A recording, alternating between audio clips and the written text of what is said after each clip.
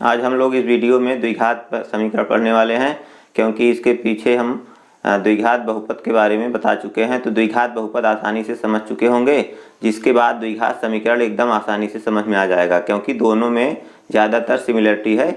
तो हम इसमें आपको द्विघात समीकरण के बारे में इसकी बेसिक चीज़ें आज बता दे रहे हैं। इसके बाद अगला वीडियो शुरू करेंगे तो उसमें इसके प्रश्न हल करवाएंगे।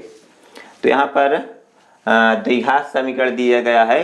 क्या है द्विघात समीकरण? ऐसा समीकरण जिसके बहुपद की उच्चतम घात 2 हो उसे द्विघात समीकरण कहते हैं। द्विघात समीकरण का मानक रूप ax² + bx + c बराबर 0 होता है, जहां a, b तथा c अचर राशियां हैं तथा a ≠ 0 होता है। समझ में आया? अभी आप लोग बहुपद के बारे में पढ़े थे, तो बहुपद में क्या था? ax² + bx + c ही रहता था, बराबर 0 नहीं होता था। अगर बराबर 0 हो जाएगा तो द्विघात समीकरण बन जाता है। अगर बराबर 0 नहीं है तब वो बहुपद है। समझ में आया? तो बहुपद और समीकरण दोनों एक ही टाइप के हैं। अगर समीकरण कर रहे हैं तो उसमें बराबर का चिन्ह होना जरूरी है, क्योंकि समीकरण क्या होता है? ऐसा समानता सूचक बीजीय कथन जो चर के किसी मान के लिए सत्य हो, वह समीकरण कहलाता है। समीकरण मतलब समानता सूचक, मतलब बराबर का चिन्ह उसमें होना चाहिए, तभी वो समीकरण होगा। अगर बराबर चिन्ह नहीं है तब क्या है? बहुपद है। तो समीकरण में इसका मानक रूप ax² + bx + c बराबर 0, जहां a, b, c क्या है? ये अंक हैं। अंक मतलब अचर हैं। तो यहाँ a की जगह क्या होगा? मान लो 3x² + 5x + 6 बराबर 0। तो इस टाइप का हो सकता है। समझ में आया? और a ≠ 0 ए अनिवार्य होना चाहिए। क्यों a 0 नहीं होना चाहिए? क्योंकि अगर a का मान 0 हो गया तो a का मान 0 हो गया तो a का गुणा x² में होगा, तो x² खत्म, तो बचेगा क्या? ये रैखिक समीकरण बच जाएगा। रैखिक समीकरण मतलब एक घाती समीकरण बन जाएगा, तब ये द्विघात कहाँ रह जाएगा? इसलिए a का मान 0 नहीं होना चाहिए। समझ में आया? इसके बाद है शुद्ध द्विघात समीकरण। शुद्ध द्विघात समीकरण क्या होता है? इसको देख लीजिए। यदि द्विघात समीकरण में एक घात वाला पद विलुप्त हो तो इसे शुद्ध वर्ग समीकरण या शुद्ध द्विघात समीकरण कहते हैं। जैसे ax² + b बराबर 0। ax² + bx, यक्स मतलब यक्स की घात 1 होती थी, तो यहाँ a जो एक घात वाला व्यंजक है वो गायब है। यहाँ जैसे bx है तो यक्स की घात 1 है, तो एक घात वाला व्यंजक इसमें नहीं रहेगा, तो ये शुद्ध वर्ग समीकरण हो जाएगा। ऐसे अंक में है x² - 16 बराबर 0, ये देखिए शुद्ध वर्ग समीकरण है। ये भी शुद्ध वर्ग समीकरण है, 16x² - 25 बराबर 0। तो इस टाइप के समीकरण को क्या कहते हैं? शुद्ध वर्ग समीकरण। इसके बाद है द्विघात समीकरण के मूल। तो द्विघात समीकरण को जब आप हल करते हैं, हल करने पर उसके 2 मूल प्राप्त होते हैं, क्योंकि समीकरण जितनी घात वाला होता है उसके उतने ही मूल होते हैं। तो ये समीकरण द्विघात है, इसका मतलब इसके 2 मूल होंगे। तो द्विघात समीकरण के शून्यक को द्विघात समीकरण का मूल कहते हैं। समीकरण के दोनों मूलों को अल्फा तथा बीटा से व्यक्त करते हैं। एक मूल अल्फा होता है और दूसरा मूल बीटा होता है। तो इस तरह से आप लोग इसके बेसिक चीजें समझ लीजिए। इसके बाद हम आगे बताएंगे कि द्विघात समीकरण को कैसे पहचानेंगे कि द्विघात समीकरण है कि नहीं है। ठीक, देखिए इसके लिए उदाहरण है। जांच कीजिए कि निम्न द्विघात समीकरण हैं या नहीं। तो पहला है x - 2 का होल स्क्वायर + 1 बराबर 2x + 3। दूसरा x × x + 1 + 8 बराबर x + 2 × x - 2। और तीसरा है x × 2x + 3 बराबर x² + 1। चौथा है x + 2 का होल घात 3 बराबर x³ - 4। इनमें से आपको चेक करना है कि कौन द्विघात है कौन नहीं है। तो ऐसे देखने पर आप सीधा सीधा नहीं बता सकते कि द्विघात है कि नहीं है। इसको आपको हल करना होगा, इसका विस्तार करना होगा। विस्तार करने के बाद लास्ट में जो बचेगा वह बताएगा कि ये द्विघात है कि नहीं है। तो चलिए पहला देखिए, x - 2 का होल स्क्वायर + 1 बराबर 2x + 3। तो x - 2 का होल स्क्वायर है, इसका मतलब इसका 2 बार गुणा होना चाहिए। तो 2 बार गुणा करेंगे तो x minus two into x minus two plus one बराबर 2x प्लस 3। दो बार गुणा मतलब इसका सूत्र से विस्तार भी कर सकते हैं।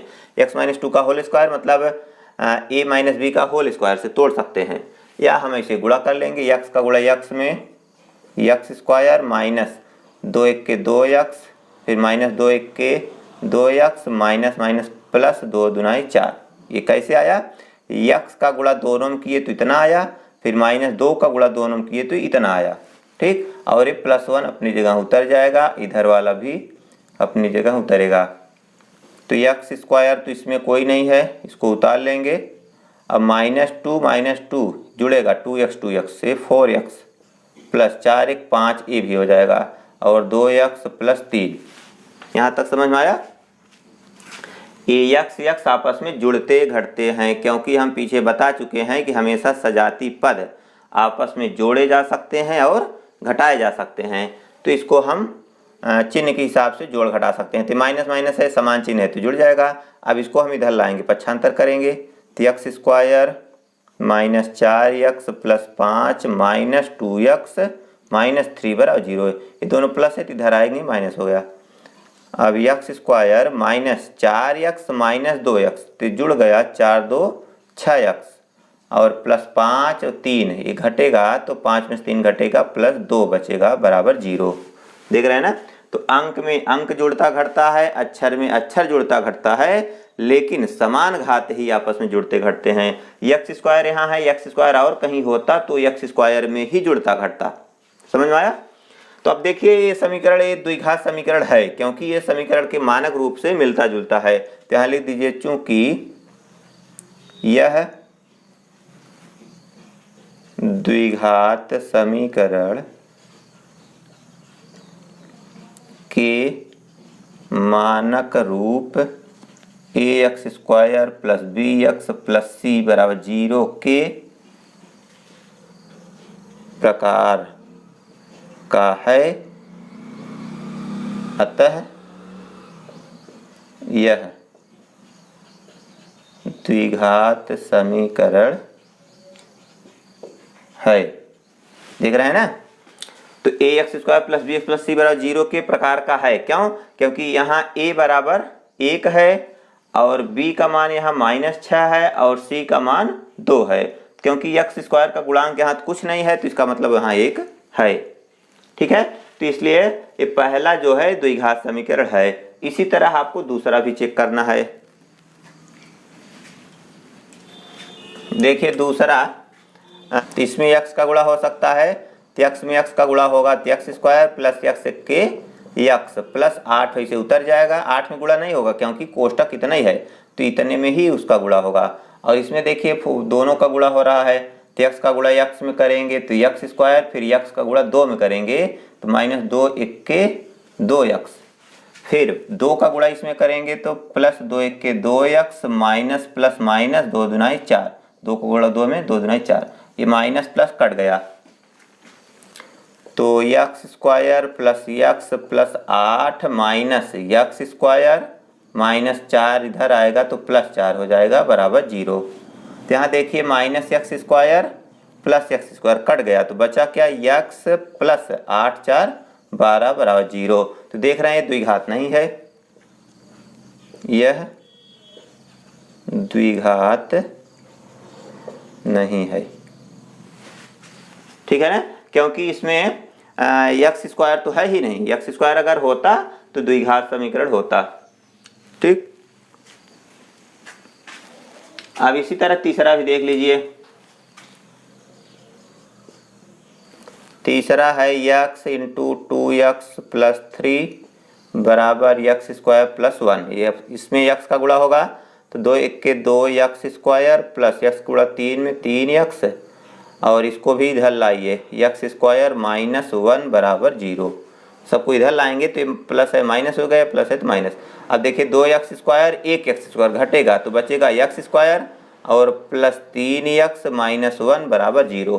तो देख रहे हैं ये समीकरण के रूप का हो गया, इसलिए द्विघात समीकरण है।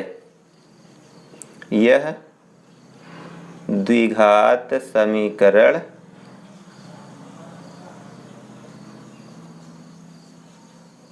है। ठीक है। तो ऐसे इसको भी चेक कर ले। यक्स प्लस 2 का होल घात 3 बराबर यक्स घाते 3 माइनस 4, ये है चौथा। तो यक्स प्लस 2 का होल घात 3 है, इसका मतलब इसका 3 बार गुणा होना चाहिए। तो 3 बार गुणा होगा तो सूत्र से भी तोड़ सकते हैं। ए प्लस बी का होल क्यूब बराबर A cube plus B cube plus 3ab कोष्टक में ए प्लस बी। तो यक्स घाते 3 प्लस 2 घाते 3 प्लस 3 गुणे यक्स गुणे 2 कोष्टक में यक्स प्लस 2 बराबर यक्स घाते 3 माइनस 4, ये तो ऐसे रहेगा। यक्स घाते 3 प्लस 2 घाते 3 क्या होगा, 2 दूनी 4 दूनी 8 प्लस 3 दूनी 6 का अंदर गुणा होगा। तो 6 के 6 x x x square plus 3 दूनी 6 दूनी 12 यक्स माइनस यक्स घाते 3 माइनस 4 इधर आएगा प्लस 4 हो जाएगा बराबर 0। बराबर 0 करना होगा। तो अब यहाँ देखिए यक्स घाते 3 माइनस प्लस कट गया। इसके बाद बचा क्या, 6 x square plus 12 x plus 8, 4 अंक ये जुड़ेंगे तो 8 4 12 ये भी हो जाएगा। तो देख रहे हैं ना। अब इसमें हम 6 का भाग भी दे सकते हैं। 6 के 6 1 यक्स स्क्वायर होगा, 6 दूनी 12 2 यक्स प्लस 6 दूनी 12 2 बराबर 0। तो ये देख रहे हैं द्विघात समीकरण है। A X square plus B X plus C type का है, इसका मतलब ये द्विघात समीकरण है। तो यहाँ लिख दीजिए ये, इसलिए यह द्विघात समीकरण है। ठीक है। तो अब आपको समझ में आ गया होगा कि द्विघात समीकरण को हम कैसे पहचानते हैं। तो इसी तरह आपको प्रश्नावली 4A एकदम ऐसे लगाना है। 4A प्रश्नावली में यही दिया है कि आपको द्विघात समीकरण केवल पहचानना है। ठीक, तो ऐसे लगा लीजिए। तो देखिए प्रश्नावली 4A की पहली सवाल से लेकर के 9वीं सवाल तक यहाँ दिया गया है। इसमें आपको पहचानना है कि ये कौन कौन द्विघात समीकरण होंगे, कौन कौन द्विघात समीकरण नहीं है। तो इसको आप लोग आसानी से समझ सकते हैं, क्योंकि हम इसमें जितनी भी बेसिक चीज़ें थी सब बता दिए हैं। इसमें बहुत खास चीज़ नहीं है कि आपको समझ में ना आए। तो यहाँ पर पहला है यक्स प्लस 1 का होल स्क्वायर बराबर 2 कोष्टक में x माइनस 3। इसको चेक करना है कि ये द्विघात है कि नहीं है। तो क्या करेंगे, इसमें यक्स प्लस 1 का 2 बार गुणा करेंगे या तो a प्लस बी का होल स्क्वायर से तोड़ेंगे। तो इसको आपको विस्तार करना होगा। विस्तार करेंगे तो पता लग जाएगा उसको पक्षांतर करने के बाद कि ये द्विघात है कि नहीं है। इसी तरह इसको देखिए एक्स स्क्वायर प्लस 2x है, यहाँ केवल -2 का गुणा करके पक्षांतर कर लीजिए और देखिए द्विघात है कि नहीं। इसी तरह इसको देखिए, इसको भी गुणा कर लेंगे, x माइनस 2 x प्लस 1 का गुणा करेंगे, इसमें भी दोनों का गुणा करेंगे तो बाद में देखेंगे कि द्विघात बन रहा है कि नहीं बन रहा है। ठीक है। यहाँ गुणा करने में अगर दिक्कत हो तो हम यहाँ गुणा बता दे रहे हैं। एक तो x माइनस 2 गुणे x प्लस 1, इस टाइप से भी गुणा कर सकते हैं स्तंभ विधि से। तो क्या करेंगे, पहले हम इधर से गुणा करते हैं। गणित में तो इधर से होता है लेकिन इसमें इधर से होगा। तो x का गुणा x में, x घाते 2, x का गुणा 2 में होगा तो -2 1 के 2x हो गया। ठीक है। x का गुणा दोनों में हुआ तो इतना आया। अब 1 का गुणा भी दोनों में होना चाहिए। तो 1 का गुणा हम इसमें करेंगे तो x 1 के x, तो x के नीचे लिखेंगे और 2 1 के 2 -2 इधर लिखेंगे। अंगणित में देखिए उल्टा होता है, इसमें इधर भागता है, अंगणित में इधर भागता है गुणा। तो अब इसको जोड़ेंगे। जोड़ने के लिए x स्क्वायर है, इसके नीचे कुछ नहीं है तो x स्क्वायर उतर जाएगा।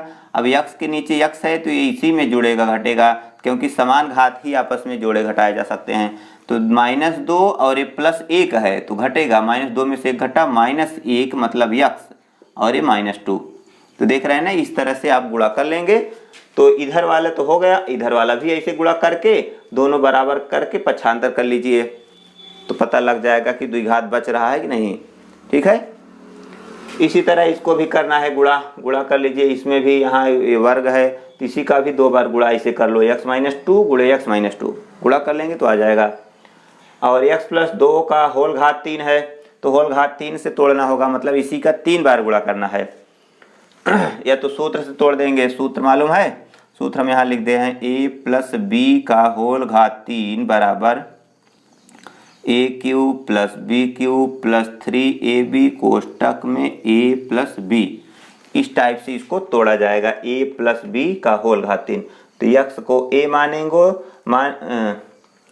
यक्स को a मानेंगे और 2 को b मानेंगे, तो a प्लस बी से हम उसको तोड़ लेंगे। और ये देखिए तो विस्तार है, इधर वाला विस्तार करना है इसी सूत्र से, और इसका गुणा कर लेना है उस टाइप से, इसका भी गुणा करना है, इसका विस्तार है, इसका भी विस्तार करना है गुणा के रूप में। तो इस तरह से आप लोग ये पूरी प्रश्नावली आसानी से हल कर लीजिए। ठीक है, 9वीं सवाल तक हो जाएगा एकदम आसानी से। आगे देखिए 10वां। देखिए 10वीं सवाल, इसमें कहा है निम्न स्थितियों को द्विघात समीकरण के रूप में व्यक्त करना है। तो 2 क्रमागत धनात्मक पूर्णांकों का गुणनफल 306 है, हमें पूर्णांक को ज्ञात करना है। तो इसको कैसे करेंगे? 2 क्रमागत धनात्मक पूर्णांकों का गुणनफल 6 है। तो क्रमागत मतलब क्या होता है? क्रम से आने वाली। ऐसी संख्याएं जो क्रम से आने वाली होती हैं वे क्रमागत संख्याएं कहलाती हैं। क्रमागत मतलब क्रम धन आगत, क्रम से आने वाली। जैसे 5 के बाद कितना आएगा? 6 आएगा। 15 के बाद कितना आएगा? 16 आएगा। 18 के बाद कितना आएगा? 19 आएगा। तो आप देख रहे हैं प्रत्येक संख्याओं में 1 की बढ़ोतरी हो रही है। तो अगर हम पहली संख्या यक्स मान लें तो अगली संख्या क्या हो जाएगी? यक्स में 1 जोड़ देंगे तो यक्स प्लस 1 हो जाएगी। बस आपका काम हो गया। तो क्या करेंगे देखिए आगे। माना पहली संख्या यक्स है, इसलिए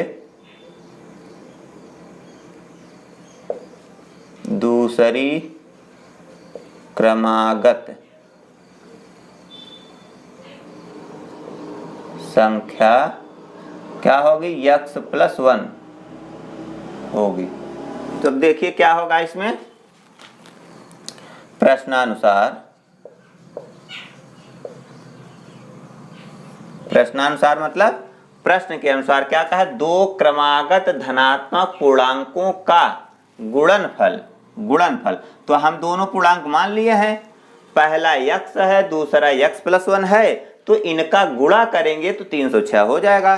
तो प्रश्नानुसार यक्स गुणे यक्स प्लस 1 हम गुणा कर दे रहे हैं तो कितना होना चाहिए? 306। बस इसी को हल कर लीजिए। यक्स का गुणा यक्स में करेंगे तो यक्स स्क्वायर, यक्स का गुणा 1 में करेंगे तो यक्स के यक्स, और 306 इधर लाइए तो हो जाएगा -306 बराबर 0।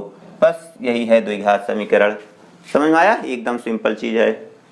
देखिए 11वीं सवाल, एक रेलगाड़ी 480 किमी की दूरी समान चाल से तय करती है। यदि इसकी चाल 8 किमी प्रति घंटा कम होती तो वह उसी दूरी को तय करने में 3 घंटे अधिक लेती।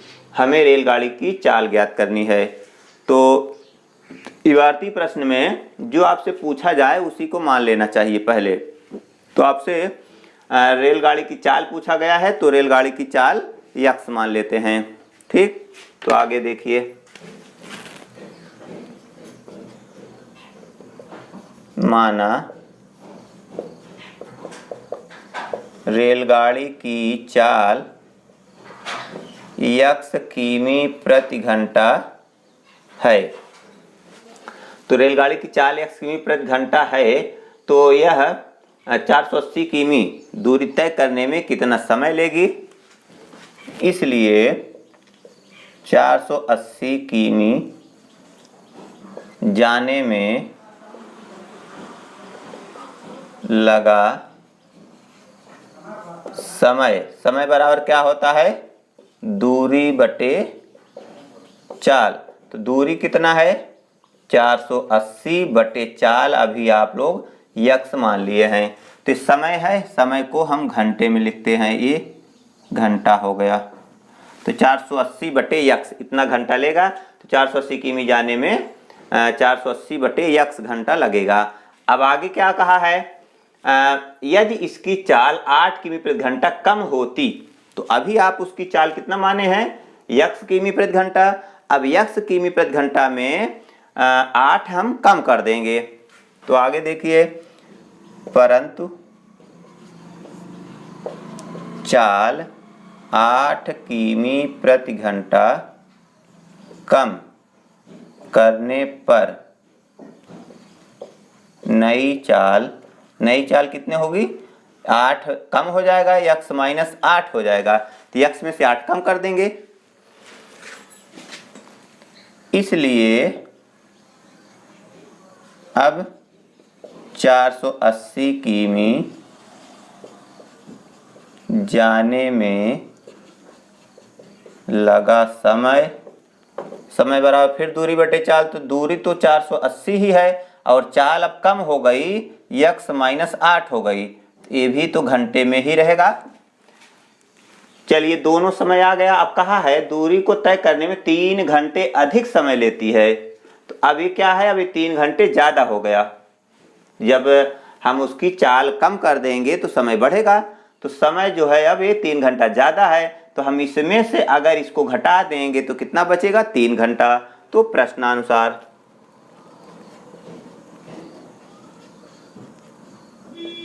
प्रश्नानुसार 480 बटे यक्स माइनस 8 माइनस 480 बटे यक्स बराबर 3।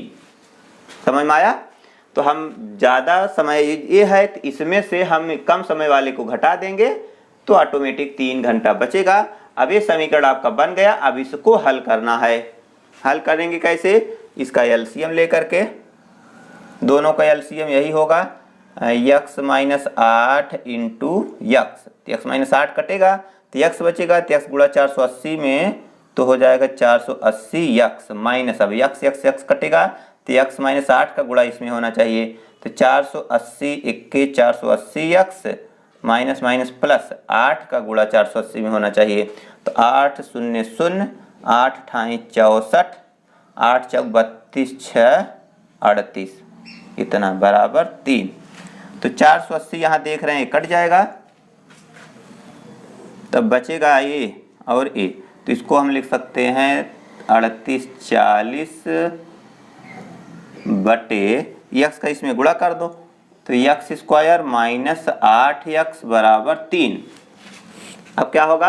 अब इसका हम अगर तिरछा गुणा कर देंगे तो बटे खत्म हो जाएगा, तो 38 40 बराबर 3 इक्के 3 यक्स स्क्वायर माइनस 3 अठे 24 यक्स।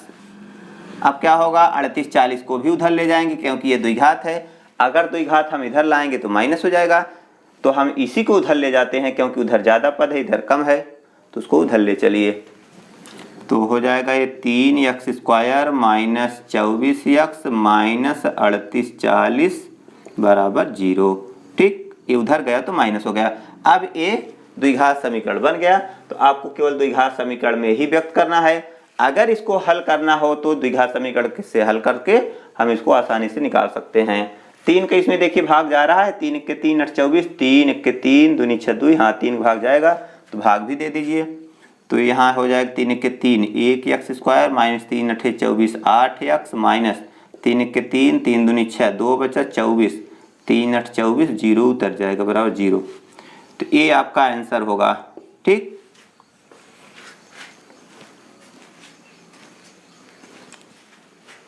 देखिए 12वां सवाल है, एक आयताकार भूखंड का क्षेत्रफल 528 वर्ग मीटर है, क्षेत्र की लंबाई मीटरों में चौड़ाई के दुगुने से एक अधिक है, हमें भूखंड की लंबाई और चौड़ाई ज्ञात करनी है। तो इसमें आपको दिया गया है एक भूखंड का क्षेत्रफल 528 है और उसकी सहायता से इसकी लंबाई और चौड़ाई ज्ञात करना है। तब देखिए इसमें आपसे दो चीजें पूछ लिया है, लंबाई और चौड़ाई। तो लंबाई और चौड़ाई जब दो चीज पूछ लेगा तब आपको उसमें से जो छोटा होगा उसको मानना होगा। तो इसमें छोटा क्या है? चौड़ाई है, तो चौड़ाई मानेंगे पहले। तो माना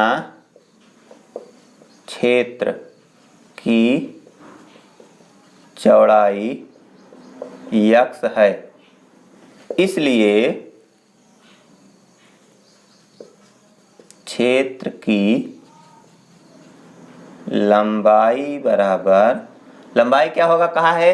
लंबाई चौड़ाई के दुगुने से एक अधिक है, तो चौड़ाई का दुगुना 2x प्लस 1 एक अधिक भी है, उसकी लंबाई चौड़ाई के दुगुने से एक अधिक है, तो चौड़ाई का दुगुना 2x और उसमें एक जोड़ेंगे तो 2x प्लस 1 इसकी चौड़ाई मालूम हो जाए, लंबाई मालूम हो जाएगी। तो अब लंबाई गुणे चौड़ाई उसका क्षेत्रफल हो जाएगा। तो प्रश्नानुसार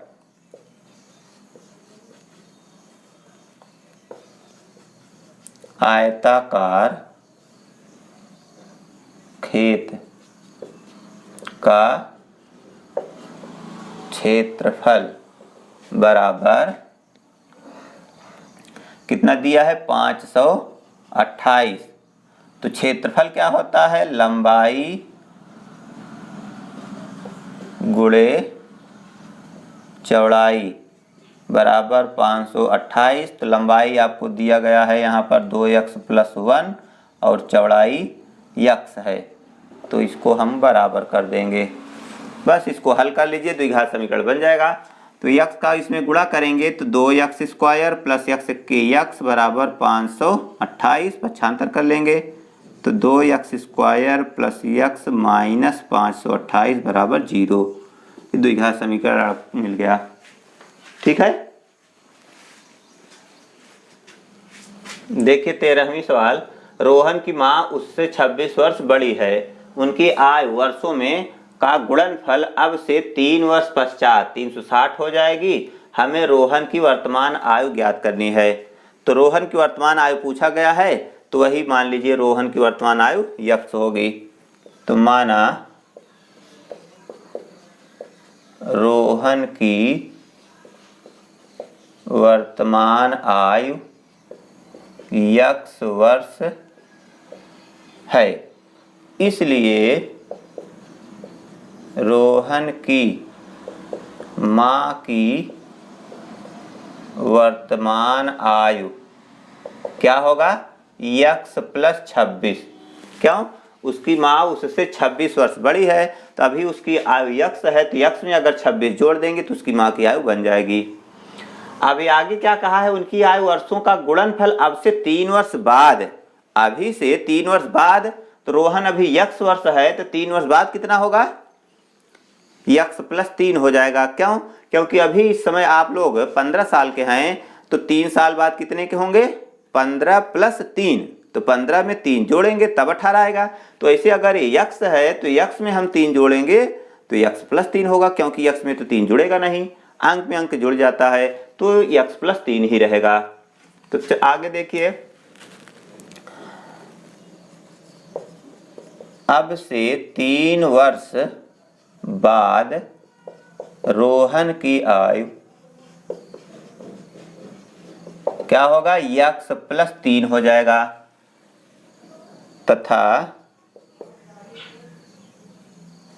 3 वर्ष बाद रोहन के माँ की आयु क्या होगा, इसमें 3 जोड़ेंगे, x + 26 + 3, तो हो जाएगा x + 26 3 29 वर्ष। ठीक है, ये वर्ष में रहेगा। अब देखिए इसके बाद कहा है अब से 3 वर्ष पश्चात 360 हो जाएगी, मतलब इनका गुणनफल 360 होगा। तो अब लिख सकते हैं प्रश्नानुसार,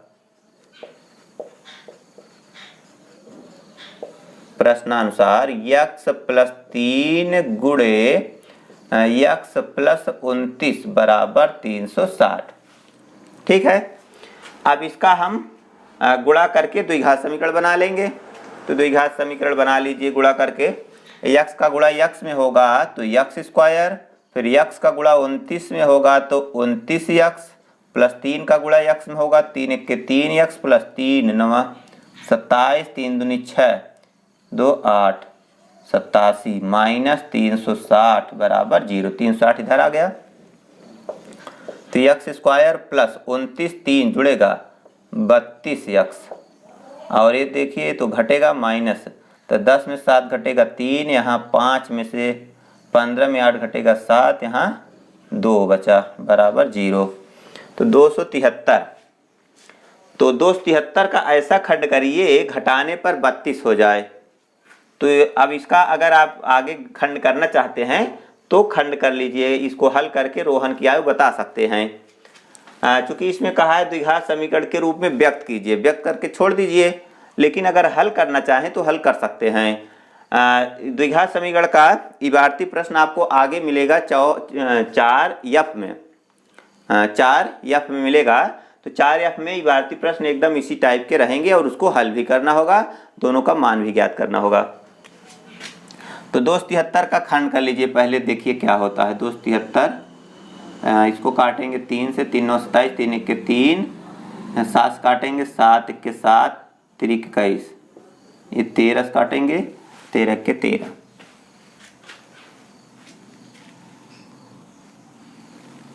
13 तिया 39, 13 का 3 में गुणा करेंगे, 13 तिया 39 और गुणे 7, 39 में 7 घटेगा तो 32 हो जाएगा। मिल गया खंड, देख रहे हैं ना। तो इस तरह से अगर जो बड़ा खंड होता है गुणनखंड करके उसी में किसी न किसी को सेट करके आप उसका गुणनखंड निकाल सकते हैं। तो आपको खंड क्या मिला, 39 और 7, इसको लिखेंगे यक्स स्क्वायर प्लस 32 को क्या लिखेंगे 39 यक्स माइनस 7 यक्स माइनस 273 उतर जाएगा बराबर 0।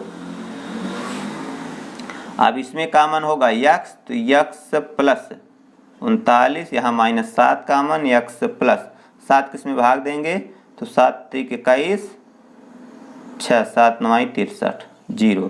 तो यक्स प्लस 39 देख रहे हैं दोनों में आया, इसको भी कॉमन लेंगे।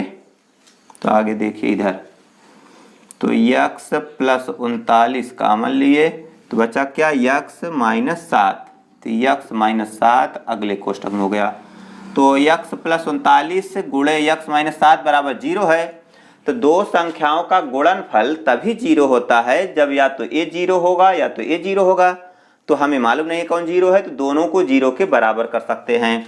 तो इसलिए यक्स प्लस 39 बराबर 0, यक्स माइनस 7 बराबर 0, तो यक्स बराबर माइनस 39, तो यक्स बराबर 7।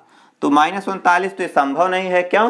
क्योंकि किसी भी व्यक्ति की उम्र जो है वो ऋणात्मक नहीं हो सकती है, इसलिए ये अग्राह्य है और ये यक्स बराबर 7 यही मान्य होगा। तो यहाँ लिख दो ये अग्राह्य, यह अग्राह्य है, इसलिए यक्स बराबर 7 वर्ष। ये क्या है, ये रोहन की आयु है, क्योंकि यक्स आप क्या माने थे, रोहन की आयु माने थे, तो रोहन की आयु 7 वर्ष हो गई। और उसकी माँ की आयु अगर पूछेगा तो 7 और 26 उसमें जोड़ देंगे, क्योंकि 26 7 33 वर्ष हो जाएगी उसकी माँ की आयु। तो माँ की तो पूछा नहीं है, तो उसको हम बताएंगे नहीं। तो अब इसमें केवल इतनी सवालें थी, सभी सवालें हम हल कर दिए हैं। तो आगे आप लोग कोशिश करेंगे तो हो सकता है कुछ सवाल लगा सकते हैं, क्योंकि इसकी बेसिक चीज़ें और सब हम बता दिए हैं। तो आज अब बस इतना ही, फिर मिलेंगे एक नए वीडियो में। तब तक के लिए goodbye, thanks for watching.